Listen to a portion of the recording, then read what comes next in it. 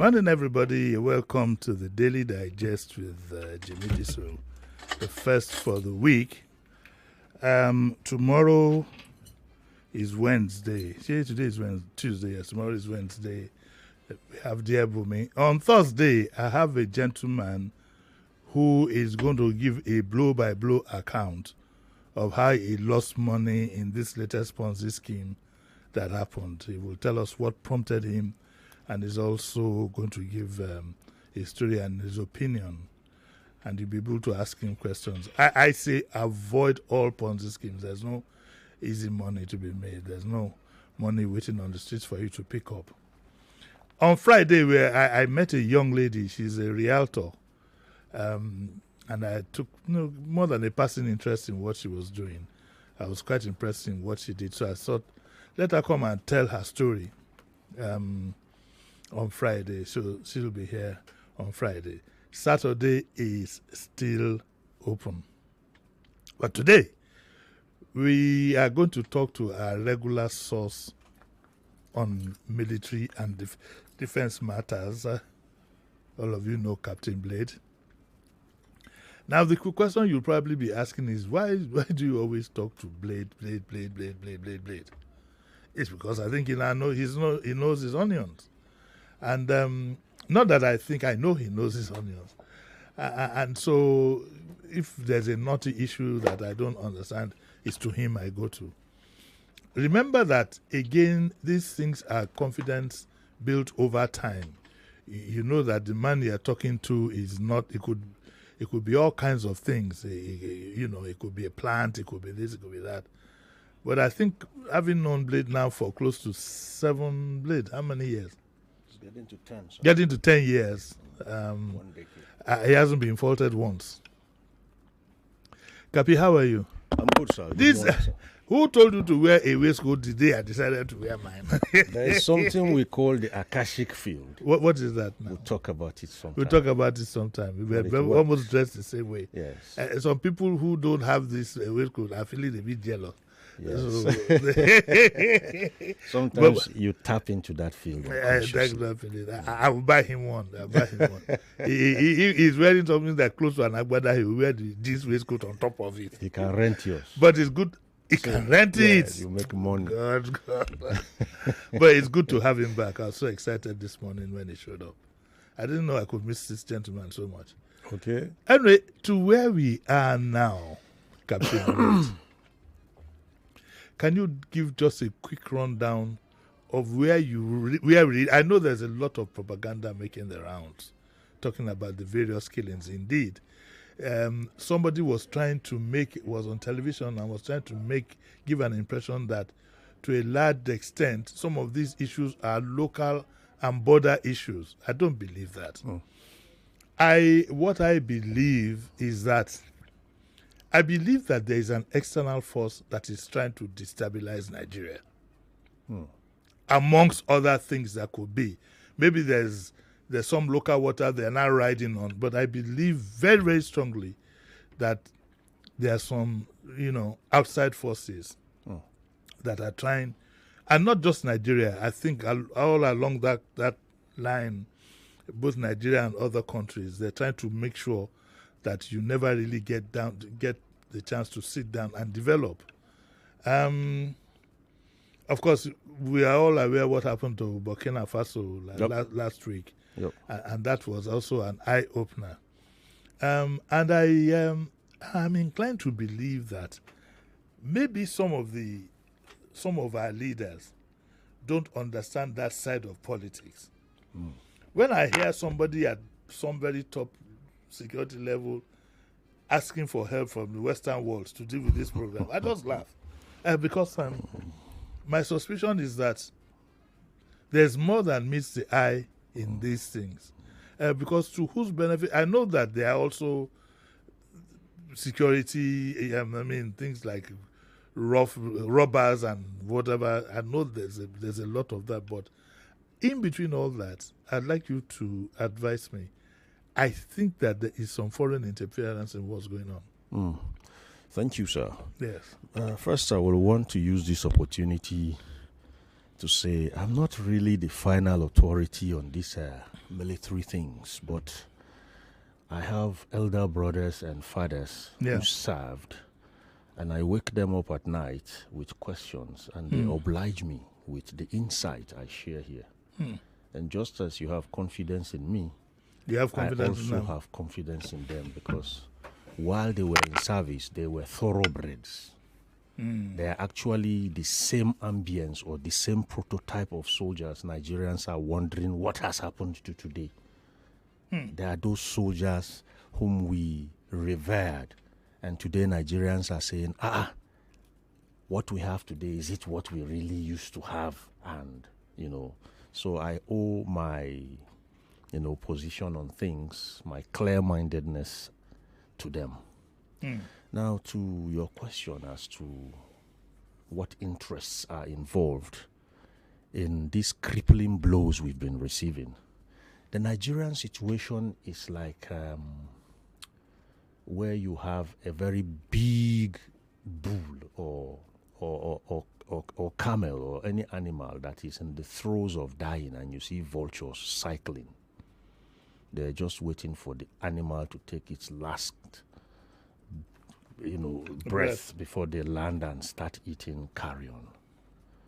When the situation we have here in Nigeria thrives and even festers, vultures will show up. The ones that want to sell their very dangerous weapons, of course, will want to ensure that they have a market for their weapons. Call your weapons, whether you call it Tucanos or whatever you call it. It's market for weapons. They won't produce the weapons and just keep them until these weapons outrun their shelf lives. The ones with political ambitions will also show up. The ones who have religious, ethnic ambitions will also join in the fray. And they keep joining for as long as they find one person. And that person is the politician who is ready to play. So I used to say something, and let me repeat it now. Until our politicians come to terms with belling cats, our soldiers go fight tire. I think that's not the first time I've said it. That's what is happening.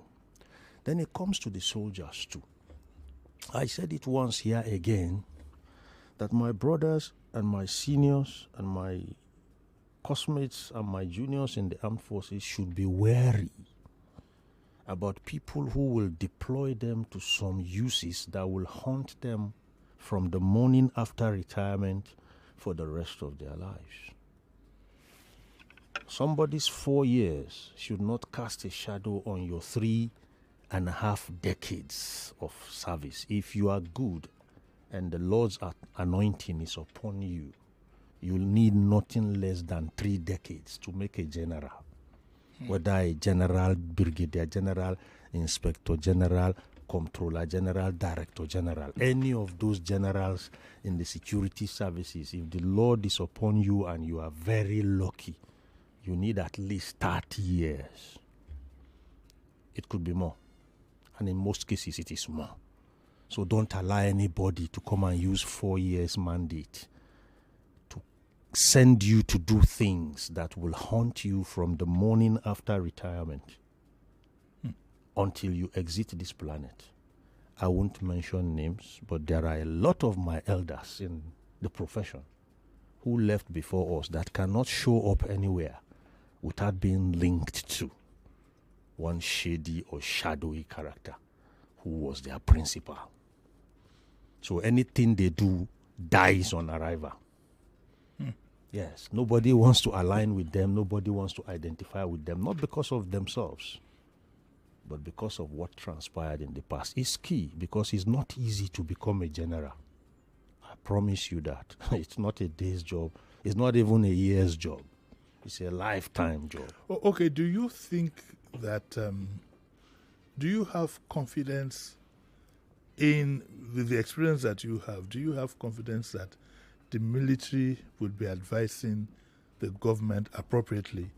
Or we have a situation where psychophancy has become the order of the day, and therefore, individual interest just to be seen to be pandering towards the political stance of the powers that be. Yes, I think I think I will even want to rub it in more than the way you've said it. In our armed forces today, we are loyal to people, persons, not to institutions. Not institution. We need constitutional loyalty, not people-person loyalty. That's where the palaver starts. Do you think our military, for example, our military leaders would be in a position to salute, for all you care, the CNC? I tell no, sir, we can't do this one, we can't do that. That day, for the following reasons. That day is still hazy. That day is still hazy, and that day will come to bear, in my own opinion, the day we sit down as Nigerians and demand that, you know what, let our armed forces, let our sons and daughters who must protect us be loyal first to our constitution, then next. But the politicians won't allow that. That's why in reality. Exactly. That's why I said in the middle of this cash cow we call Nigeria today. Because is that one cooperating or uncooperating politician? Because, Papi, I'm so intrigued that the way these things are presented, we don't seem to have the wherewithal to tackle these people. I mean, we have a whole institution behind us.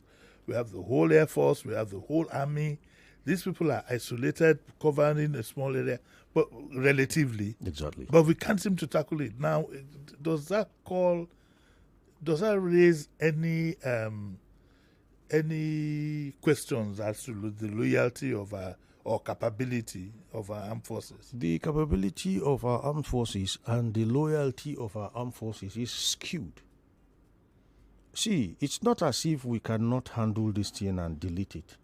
But the service chiefs, yes, the service chiefs cannot dance more than the president now. Do you have another army you want to go ahead? You can't dance more than the president. You must at least pretend that he is the best dancer. So here's the thing. What I'm trying to put on the table is this. You see, our constitution was not written by God, so let's not defy the constitution. We sat down as a people to write the constitution, whether it was a military man who wrote it or a civilian. The idea is that person who wrote the constitution is not immortal. So our constitution should not start becoming that elephant in the room. Anytime logic comes and reason prevails, somebody will now quote one side of an obsolete constitution that is not serving its purpose anymore. The constitution is meant to be what we call, the business people will tell you, a going concern. If a business is a going concern, I think a constitution should also be a going concern. We don't just write a constitution and lock it in one safe and nobody has the key to open it and adjust or rewrite it. So these are the things that affect us. The armed forces, the security agencies are the most hard hit. Where you don't do certain things as you are told, immediately they tell you are not loyal. Even when professionally you know your principal is heading for the doldrums, if you don't follow him and indulge him in what he says you should go and do, it becomes lack of loyalty. A lot of people have paid with their jobs for being loyal to... Okay, to get down to the specifics, I know you are Fulani, right? I have Fulani ancestry. Ancestry? Yes, I do. Do you think that the Fulanis have some kind of agenda to Islamize the country and take over the country? Do you think there's an agenda like that? Or is it some propaganda with some real intention hidden underneath? I said this a long time ago. I sat on a particular radio station in Kaduna State, and I mentioned something. You see, let me tell you something. Particularly as it affects these two Abrahamic faiths, Islam and Christianity. Yes. There are religious vagabonds in Islam and Christianity. And who is a religious vagabond? He is somebody who thrives on the sentiments these two Abrahamic faiths have, inter and intra, to actually carve a niche for himself and start digging in. I say inter and intra because despite the continuous schism between these two Abrahamic faiths, If you go into Islam again, they don't even believe in themselves, all of us. We have like 60 sects. Yeah. And none of them see eye to eye.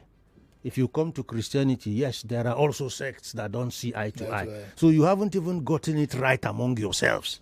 And you have enough energy to even fight inter-religion. When intra-religion, you are not even settled. I'm talking to the two Abrahamic faiths now. So here's the thing. We have religious vagabonds who are thriving on that to cash out. Among the Fulanis, you must understand that we should by now start having nationality. A Fulani man cannot be a Fulani man from Futatoro or Futajalon down here. Okay? From our founder, Almami Ibn Lafia Samori Toure, down to Usman Dan Fodio, if you count the number of years, it's already, I don't think anybody here was alive then. And yeah, and the timings then, the politics then, the economy then was different. Today, take urbanization, for example. A lot of places that used to be just bushlands are now housing estates. Yeah. Just in the last 20 years that I'm very conscious of here. So I can imagine what has happened since 1980 or beyond. And as the world evolves, so must practices. It's unfortunate. I was in Kaduna State and I was speaking, and I expect Fulani elites to understand this. There is nothing that is more cheating and robbery than for you to take a live cow to the market today and sell it like that. Let's assume you sold it for 350,000 or 600,000. You've lost because you could have sold it 5 times more if you were ranching. Everything you see on a cow, from the eyeballs to the horn to the hoofs to the skin to the milk to the bones to the flesh, is money separately on its own. So why sell the whole thing lump sum for less when you could actually take them apart? If we have mechanic villages, for example, we could have people come together, owners of cattle, form a ranch, and you're going to see wonders about this thing. It's going to empower, it's going to enrich, it's going to show people better ways to make so much money than this ransoms they collect. What is the elephant in the room in all this? The elephant in the room is everybody wants to be religiously correct. In Nigeria today, and I beat my chest to say it, the moment you say in Jesus' mighty name, we are suckers for what you have to say. The moment you say Salu ala Nabiul Karim, we are suckers for what you have to say. That is why today, across the two Abrahamic faiths, we have religious vagabonds. You see people doing different kind of things that insult your common senses in God's name, and they have followers.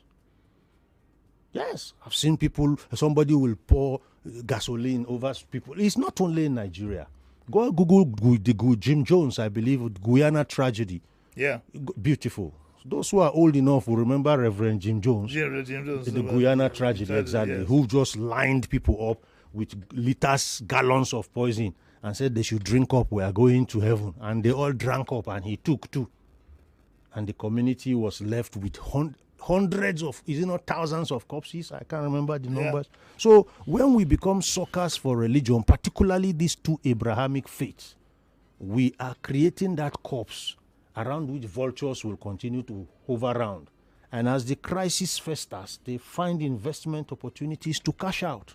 Everybody is cashing out on our problems. The bandits are cashing out. The terrorists are cashing out. Weapon merchants are cashing out. So nobody wants it to end. But then the ground zero of it all is there is always a willing tool. And I point my finger at our politicians. The day the student is ready, a teacher appears. The solution to banditry and kidnaps and terrorism as we are experiencing today is not magic. It's dirt cheap. And what is that? I sat with a sitting Senate president a while ago. This will be the umpteenth time I'm saying it, and I pushed the solution.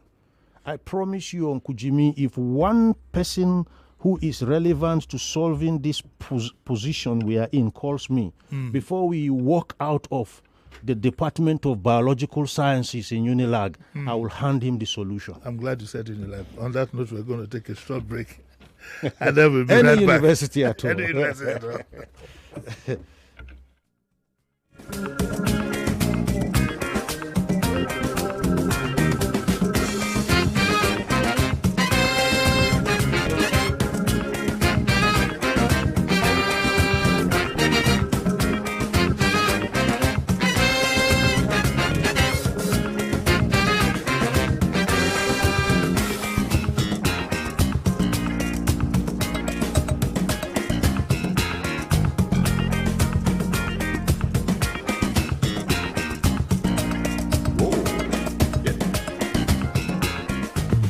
More conversation, more talk, more right after this.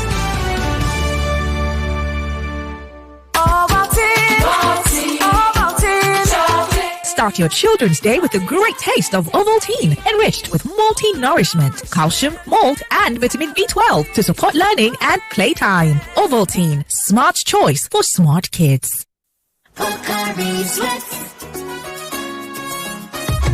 My ions, please, can't get enough. My ions, please, give it to me now, now. It gon' rehydrate you, yeah. Replenish your ions with Pocari Sweat. Rehydrate you faster, easy with your third. Pocari Sweat, give me some more. Pocari Sweat. It's tough out there, but you need to keep on moving. Here at Total Energies, we've been innovating for over 70 years to offer you quartz engine oil that protect your car and SUV engines, improve performance, and increase fuel efficiency. There's a quartz for every engine type, thermal, hybrid, and electric, bringing you outstanding efficiency and prolonged engine life, along with a reduction in polluting emissions with quartz lubricants formulated to protect emission control systems. Save on maintenance with quartz lubricants and keep your engines younger for longer. Experience Total Energies premium lubricants through the years.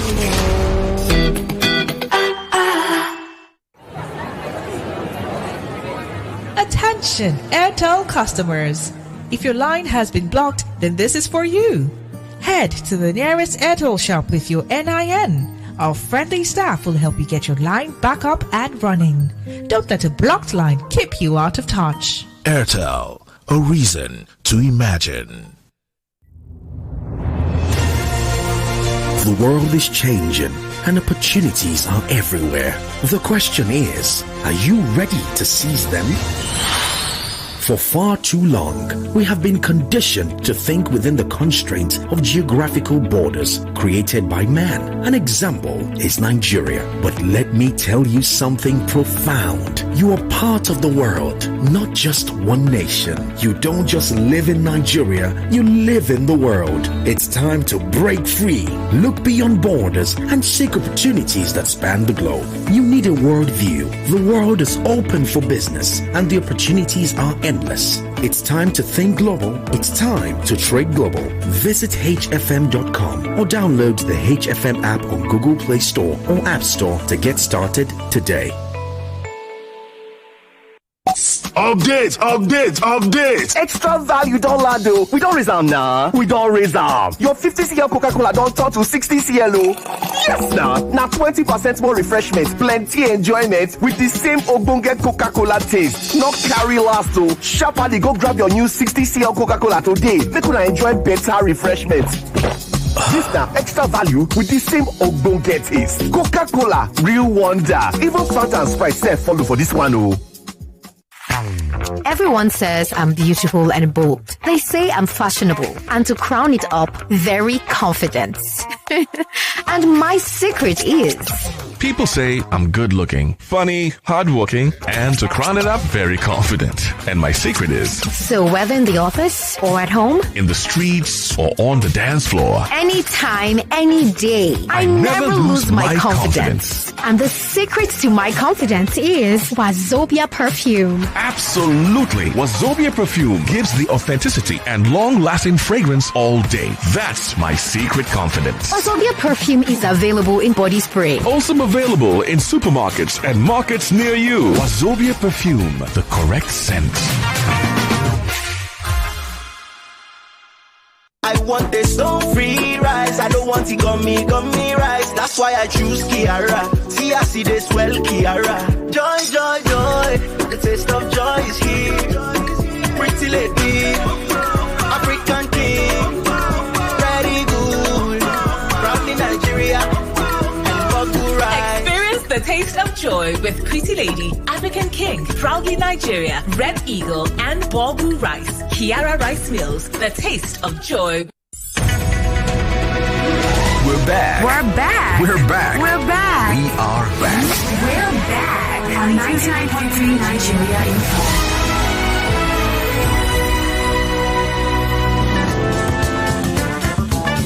You're listening to Jimi Disu, right here on 99.3 Nigeria Info.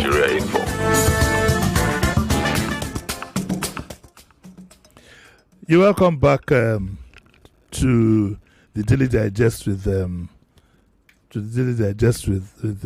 Disu, and I still have Captain Blade with me.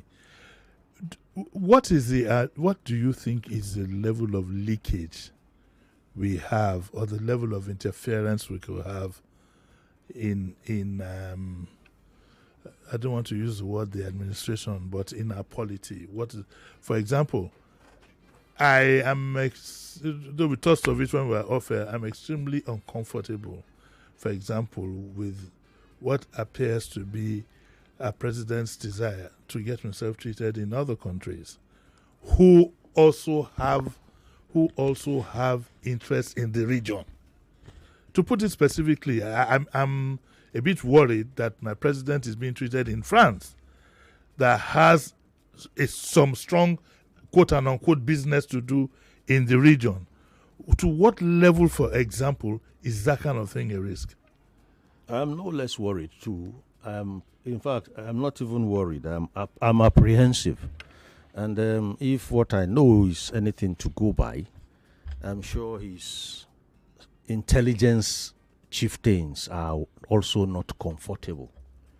But then when you look at the way it works here, loyalty is when you are in tandem with whatever the president does. If you show any consistent levels of being a contrarian, it means you are going out.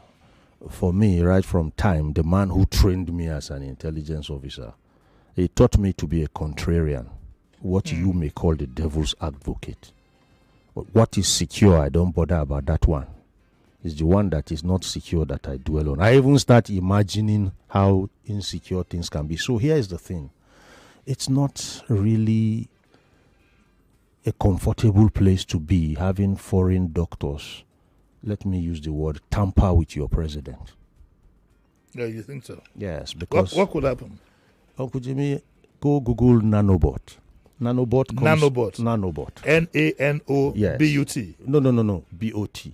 B-O-T, nanobot. Nanobot is actually derived from using nanotechnology and robot. So nanobots are designed to do specific jobs in your body at given times. Really? Your mRNA, or how do you call it now? DNA, oxyribonucleic acids. I don't have those names. I've read it all, but the names are not in my head. But I can tell you your DNA and your mRNA or so, they have all been programmed to go in there and attack them, and things will be happening within you don't even know. So when you go and you are a very, very important person, like a president of a country, your doctors could end up, you could believe you are in a private hospital, yes. But so long as that hospital sits in a country. Even if it sits in your own country. Exactly. We have what we call foreign intelligence services. Not all foreign intelligence services are friendly. In fact, there is never a friendly forein intelligence service. It's about their self-interest. It's about self-interest. You know. So what it could affect your behavioral pattern. You could become a walking transmitter. Nanobots can be used to control population issues. When we say these things, we are called conspiracy theorists. So be it. Nanobots could control fertility issues. Nanobots could even decide to switch you off, as in your heart rates. There is nothing that is, in fact, technology today. Can it affect your behavior? Why not? Okay, let me. Behavioral pattern. Of course. Let me give all of a sudden I'm stammering because I hope I don't have a nanobot in me. Why do you think? Why do you think people think? Why do you think people are more interested in consuming organic, rather than genetically modified? A nanobot is a genetically modified biological component, or I don't know, we just pass it into you and it will go and do what it's been designed to do. Before we frighten our people further, do you think that security-wise, as far as protecting the highest decision-making body, we have been a bit careless? Yes, we have. That's to put it mildly. You see, one thing about Africa, from the onset, not only Nigeria, African traditions were actually wired in what you call hospitality. That's why these white people, permit me to use that, came in here and just took everything freely. Now, this hospitality thing has been taken too far. On today's planet, we cannot be too accommodating. Okay? The trust we have in the Western Hemisphere is being taken for granted, I promise you, particularly when it comes to our kind of business within the intelligence community. You've seen skits of former foreign intelligence services members coming to say, we planned this, we did this to get that president out, we went there to do this and that. Yeah. They are not conspiracy theorists. They are speaking live. So when you go in and you start reading about projects that these foreign intelligence services have undertaken, it gives you cause for reflection. It gives you food for thought. You do Project MK Ultra, Project Gateway, Project. There are so many, and these projects are actually not conspiracy theories. They are scientific incursions into what is possible subliminally, scientifically, subatomic level. Here's the thing for my ordinary listener. Yeah. What do you think a cube of sugar is? Sweet thing. Is it all? Yes, sweet thing, but it's small grains of sugar put together by a machine to form one cube.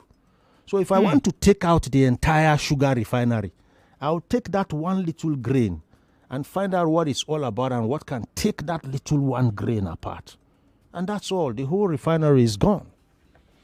So, unless we have, the impression I'm getting is that unless we are probably more broad-minded, yes, probably more focused, and we shouldn't shy away from intellectual rigor. Yes, we see. We'll be moving around in circles. Yes, I just told you something. That if we want to tackle banditry, we don't need Tucano jets and all those expensive things. Take me to Unilag. Just throw me into biological sciences. Give me a week.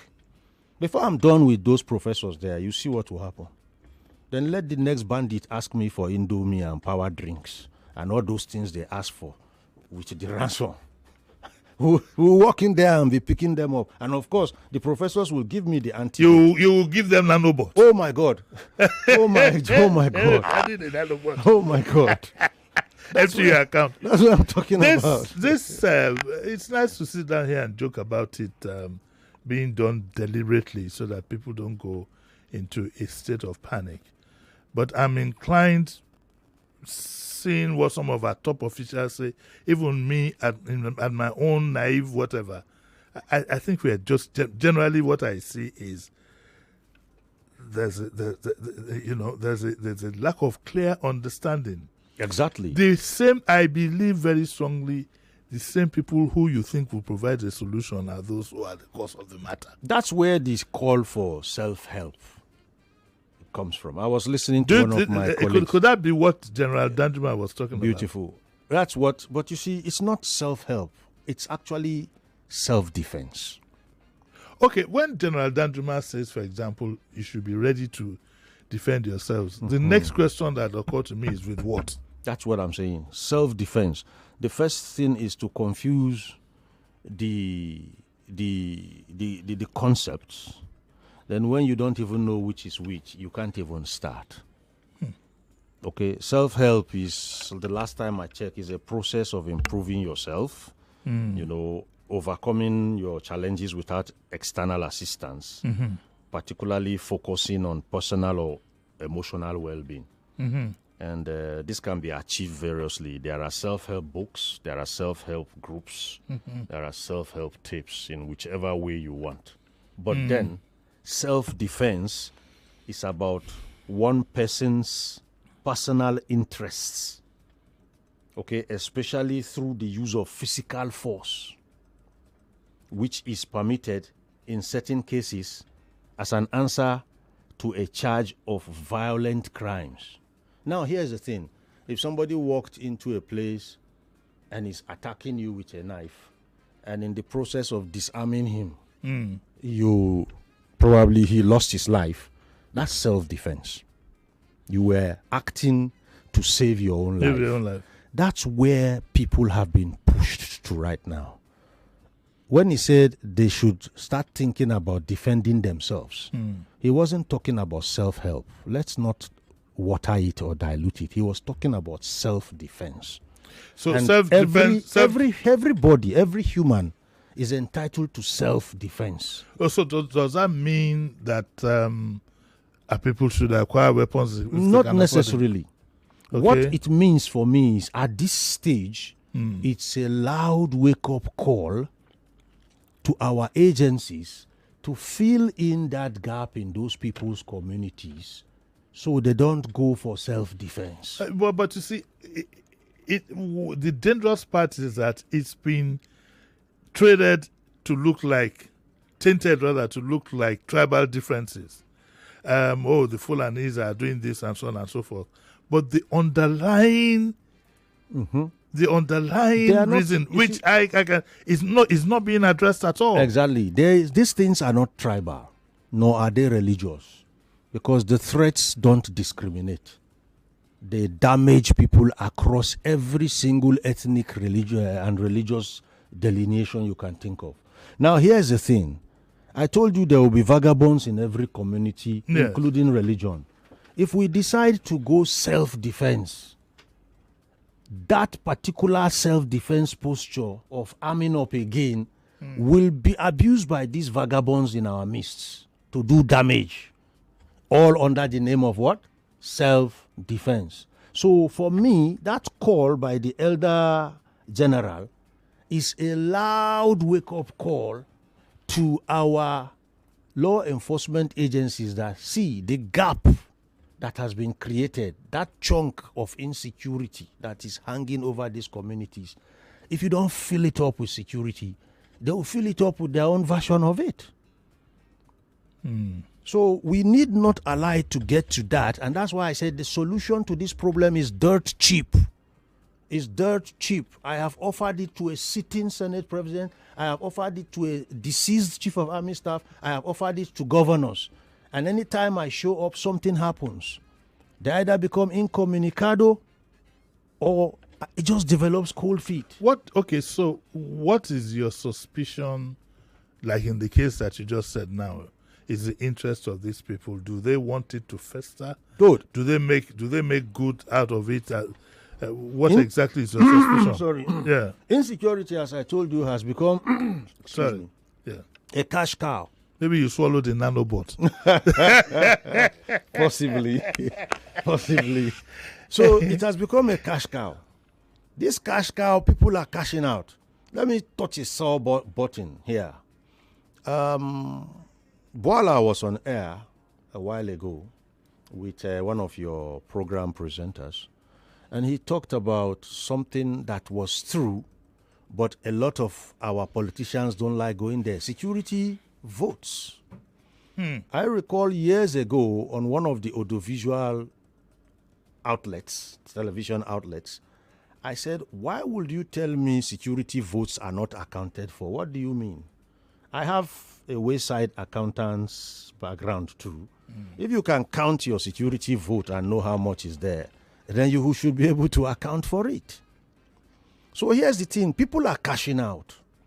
Some people actually have what you call dividends in the sustenance and festering of this crisis. It's that simple. There was a time one of our respected military generals said there is a commercialization of insecurity going on, where people are cashing out. People that want to sell bullets are selling. People that want to sell guns are selling. And you see a very docile judiciary. Sorry, sir. Yes. So people that want to sell bullets. Yes. People that want to sell, what did you also say? Guns. Guns, yes. Now, does that have anything to do with the morale of members of our armed forces? Exactly. Are they not being well taken care of?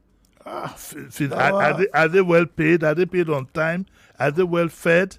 Our armed forces, when it comes to their emoluments and their take-homes, the best bet, excuse me, the best bet the best route we can take to answering that question is to have either intra-service or we have the Defense Ministry give us a financial statement of the last 5 years. Let's see where the money is going. In fact, if you gave me that document, I'm going straight to cash flow. I'll hit your cash flow statement. I want to see where the money is coming from, and I want to see what you are doing with it. Is it going into recurrence? Is it going to capital projects? Once we go there, before I sit two good auditors down, I will know whether your soldier is underfed or overfed. Any other thing? I did see a video representation. Somebody was trying to make a comparison about one delicious meal that U.S. Army. Oh yes, I saw that too. And what they were eating, I recall there was one Minister of Defense, Ribadu. You remember Ribadu? I think it's Ribadu's father. I don't know. Is he? I think so. He made one statement about his. That's in the 60s. Yes, when he said his soldiers must have the best. Yes, that they will be trained to have the best equipment, if necessary. Yes, if you want somebody to. He said, if necessary, they will even marry the best wives. I don't think that is prevalent today. If what we see, there are some soldiers that have run rogue, and they go on social media and they declare their names and even directly challenge their own institutions to do this and that. All those things should not be taken lightly. While we are not encouraging that, what we are saying is, you know what? That man that you have trained, that man that will actually eye to eye with the enemy, is not the one whom you want to underfeed while you are living in affluence. Let's take this call very quickly. My God, time is gone, Cappy. Really? Hello, good morning. Good morning, Uncle. Let's go quickly. My name is Peter Boylo. Let's just go quickly. Good morning, Captain. Yeah, my question is to your guest. Whenever he's on board, I like the way he speaks and I learn. I think we were talking about diribonucleic acid and ribonucleic Absolutely, acid. yes, This is my question. Yeah, this is my question. Thank God you listened to Boala yesterday. He said something. You are talking about self-defense. Self-defense. A wake up to the military. And I listened to Boala yesterday. Said in the case whereby we have 400, the military totally is about 400. How do you now wake up? You want them to be in point A, point B, point 3. And you are talking about how do we carry out this self-defense when we have this number of military, considering the geographical region of Nigeria. So how do you react to this? Good morning. Thank you very much. As I said, reacting to this threat cannot be physical. No. I just talked about nanobots. You saw what COVID did. It shut the world down. How many soldiers do you think you need to shut this world down? Can you even do it manually? We have all it takes, and it's dirt cheap. People sit in their laboratories and give you the SARS virus. You open an envelope, and the whole Lagos has a flu. So what I'm trying to tell you is that Carl Jung said something. He said, who looks outward dreams, who looks inward awakens. We have all the gravitas, the mental capacity and ability. Do we have the willpower? That is where the mischievous politician comes in. Back to them. Yes. Our politicians are willy-nilly when it comes to their approach. Because I told you, I put solutions on people's tables. None of them has ever given me a kobo. I fund my job. You know what it is to see a governor? You know how many days you sleep in hotels waiting? None of them gave me a kobo. For the love of this country, I did it with my money. It's been 12 long years now, and I'm still waiting for that knock on my door to say, hey, what the hell were you talking about? So far, nothing had. So that's where the problem is. Okay, I think we can take one more caller. We like our caller to skip all the good morning this and good morning that. Go straight to the point because we don't have time. Hello, good morning. Yeah, Udogo 1 and 2 Esquire. Morning, sir. Good morning to our general. Go on. We said skip. Go. Just go to your point. Good morning, sir. Okay, let me recognize my general first. He said it all. I always talk about institution. We don't have strong institution. We have strong men. If we have strong institution, that general has the power to tell the president what to do. But you heard what my general said now. If you don't follow what the president said, okay, it's fine. We have noted your point. We're running out of time. You, sir. Sheriff, can I take one more call? No, good morning. Just go straight to the point. We don't have time. Hello. Hello, good morning. Yes, good morning.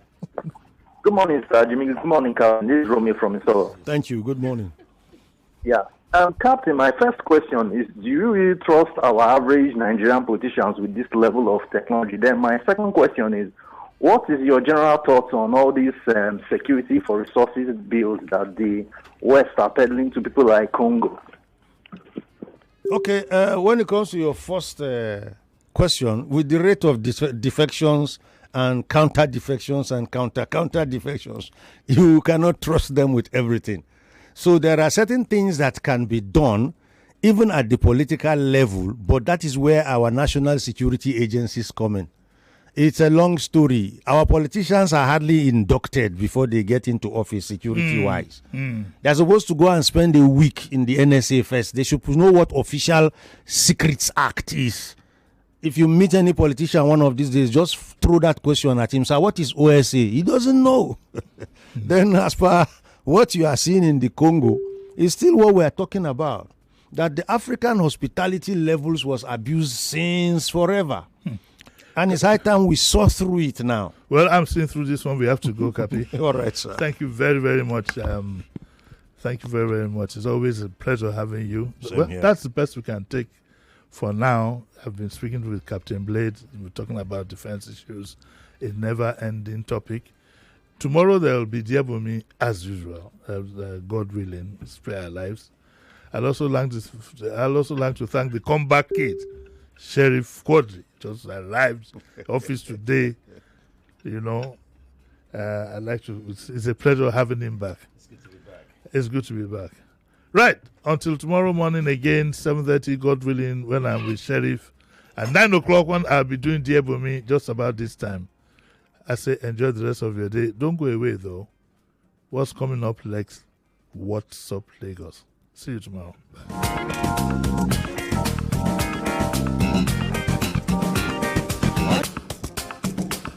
99.3 Nigeria Info. We are more than just radio. Subscribe to our YouTube channel at Nigeria Info FM. Check us out on Facebook at Nigeria Info 99.3. Follow us on Twitter at Nigeria Info FM and on Instagram at Nigeria Info FM Lagos for live updates as it happens. 99.3 Nigeria Info. Let's